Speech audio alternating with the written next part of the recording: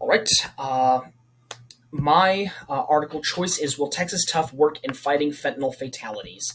The article talks about the war on fentanyl that we are currently undergoing, how Governor Greg Abbott declared our war on fentanyl, declared that Texas is enacting a war on fentanyl in 2023, and the article talks about all of the bills that the Texas legislature is trying to pass to combat and to punish fentanyl handlers as much as possible. How we're trying to crack down on possession of it, production of it. The article also lists quite a few examples of people who have overdosed on fentanyl. For example, this man who lived in College Station. The article lists bought a little bit of Xanax that was laced with a few nanograms of fentanyl, and it killed him. A nanogram is 1 billionth of a gram. It just shows how lethal fentanyl is in microscopic amounts.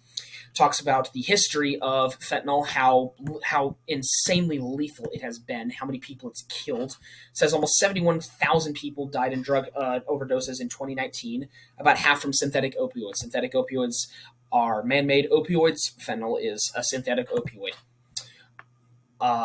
And it says in 2021, 107,000 people died from drug ODs, with more than two-thirds of it involving synthetic opioids. Once again, fentanyl is synthetic opioids, and the majority of the synthetic opioids we have in Texas is opioids.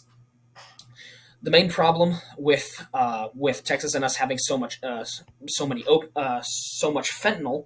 is that fentanyl comes over from Mexico. Fentanyl is produced in China. It is exported over to Mexico, and then it is brought over here across our border. Our border is a whole other issue that we don't need to get into. Article continues to talk about the history. It also references the war on drugs that President Nixon enacted in the 70s and 80s, and how it really didn't work. The point of it mentioning this is the article wants to reference how Texas is cracking down on it, and it's like, hey, whoa, hold on a second. Maybe cracking down on this in such a punishing way is not always the best approach. Let's look at history and let's learn from it. I agree. Now, I am still absolutely advocating for we should absolutely punish these criminals who are dispersing the fentanyl amongst the people in Texas. I'm absolutely for that. I will never say that they should be exonerated of their crimes. Their crimes are heinous at best. But I think that the policy that the article proposes later is to provide a lot of rehabilitation care, and how the article describes a lot. Let me find it.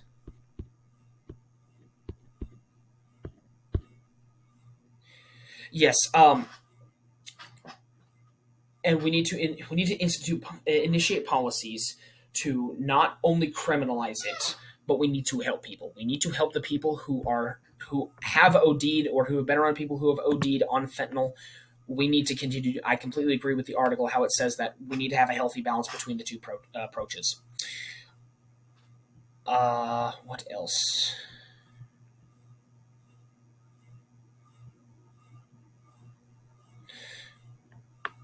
Yes. The article also talks about how the most fentanyl infested county in Texas, Harris County, is trying both of the policies that I just listed.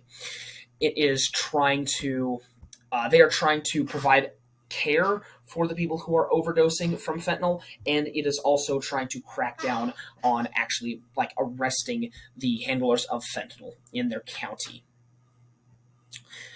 It talks about how the article also talks about the problems with all of the legislature that is punishing fentanyl handlers so much, because it says that our prisons are filling up very, very quickly.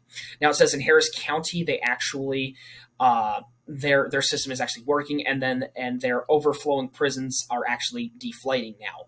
And yes, the court has also helped lower the number of people being held by the overwhelmed county jail system. Overall, the article I think it very accurately states the problem.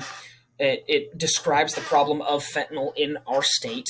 I think it is I think it does well in trying to remain neutral of not saying, hey, this the punishing approach to fentanyl is better than the more merciful approach. I think a healthy balance of both is what is absolutely needed to combat the war on to combat fentanyl in this war as much as possible.